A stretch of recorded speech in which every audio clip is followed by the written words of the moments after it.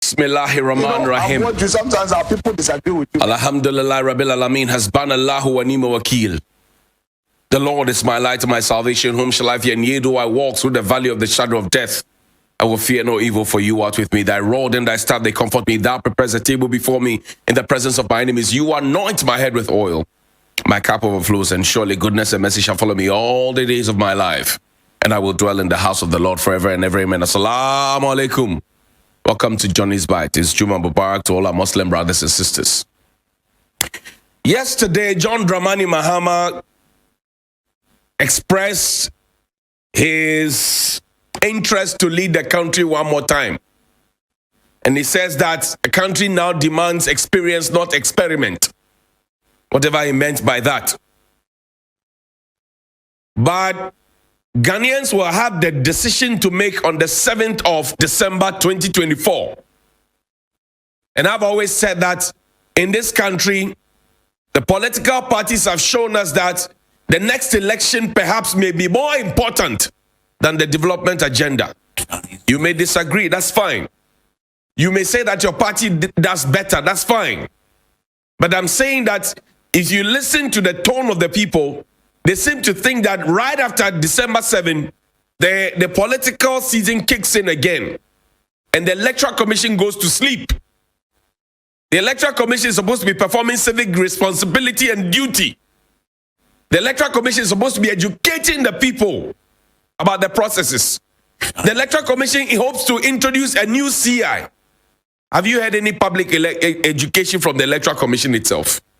So the Electoral Commission comes alive a few months or a few weeks towards the election, and then they go right back to sleep.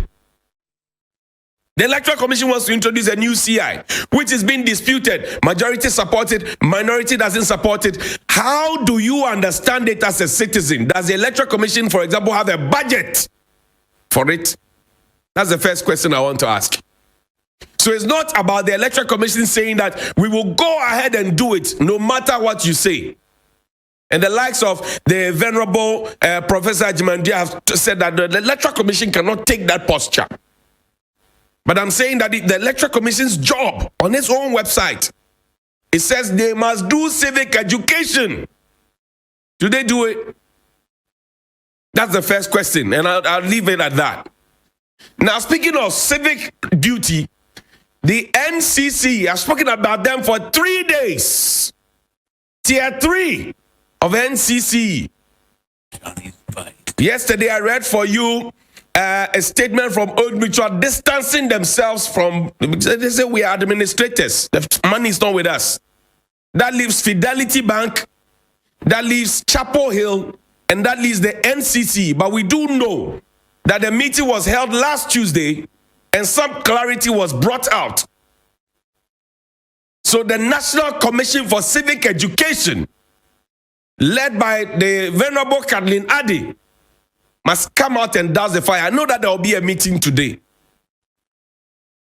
But it is not about the meetings. It is the content of the meetings and the assurances.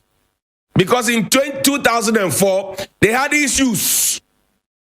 2004, they had issues where their monies were moved from one entity to the other, and they say they can't find 50%. That's where their fear is, that if you give them 20% by June, they won't find. And these are germane issues, people's own voluntary contributions, people's own susu. And their health and well-being and everything depends on it. Their hope and aspirations, it depends on it. And for 3 days, the NCC has been quiet about this. This has been in the public domain. The National Commission for Civic Education has been quiet about it. Are they adopting a Yentio attitude? Are they?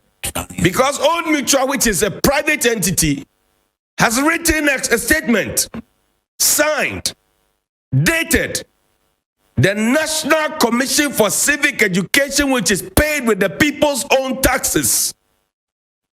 They have refused to respond. That's one leg of the conversation. And you see, today, I want us to focus on something that John Mahama said. He said that, oh, he will scrap ex gratia. He would look at the size of the government. Good to promise us. The question on the minds of Ghanaians is whether you have the political will and capability to deliver on that promise. The political will, because all politicians, majority of them who benefit from the Article 71, including the others who are not politicians who benefit from Article 71, may not be happy. He needs to bring them to the center. So, Mr. Ex-President, this sounds good to the ears of the ordinary Ghanaians. It will save us money. We will keep the tape and remind you that you said this on this particular day. And speaking of which, I don't know what kind of information and if you like intelligence and briefing that our people had in government. John Mahama appears in the Volta region, the stronghold of the NDC, on Thursday to launch his campaign. The whole of Thursday he's spoken about in the news and programs.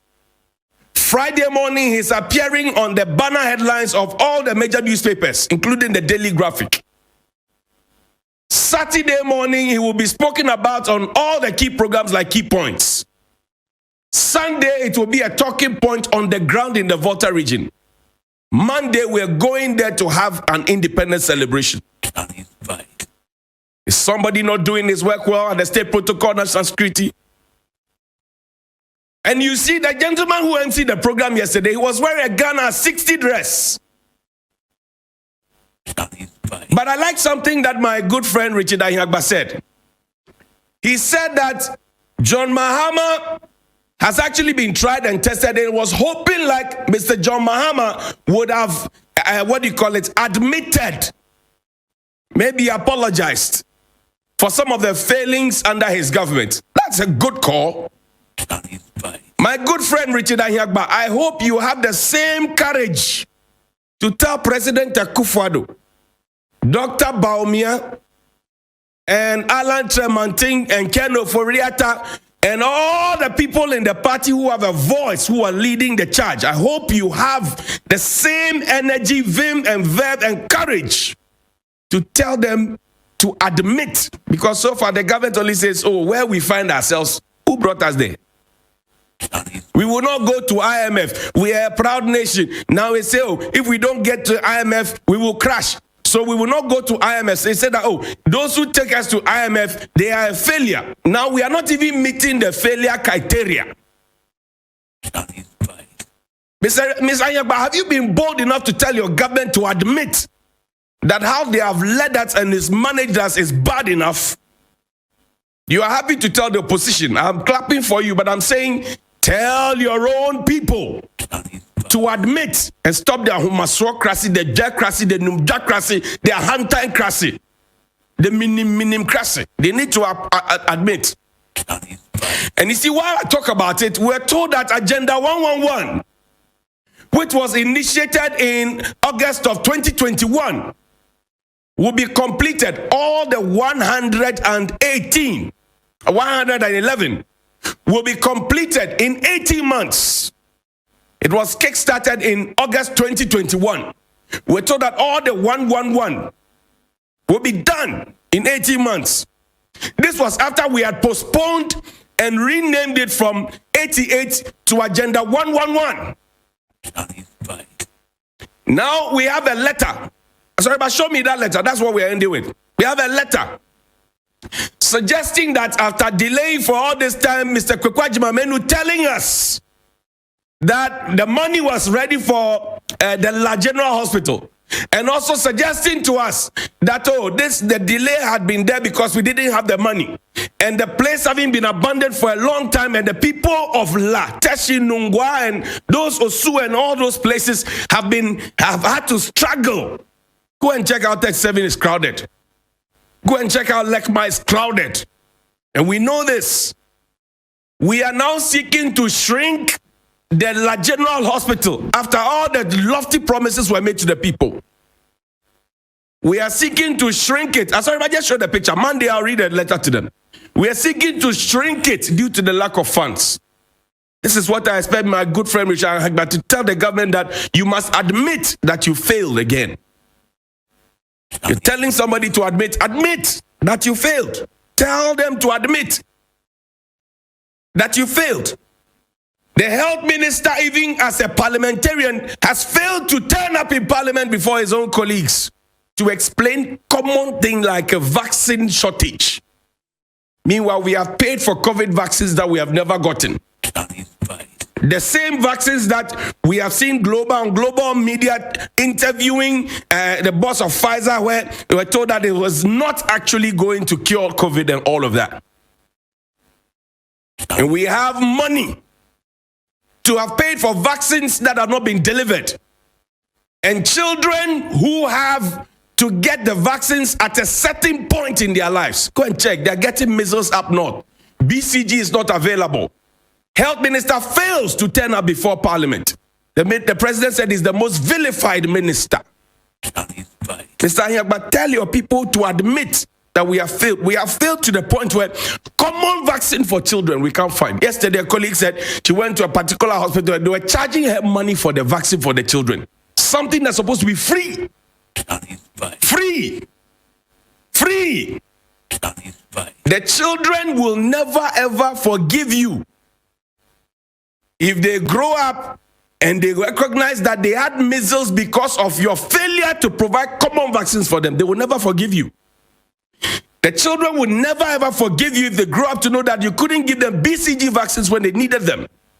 Because when you were children, there were others who looked out for you and ensured that you had your BCG, you had your yellow fever, you had your polio, you had all those vaccinations, diphtheria, and everything else.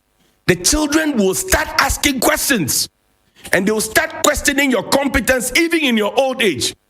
That is when you will see that you failed us. Good morning.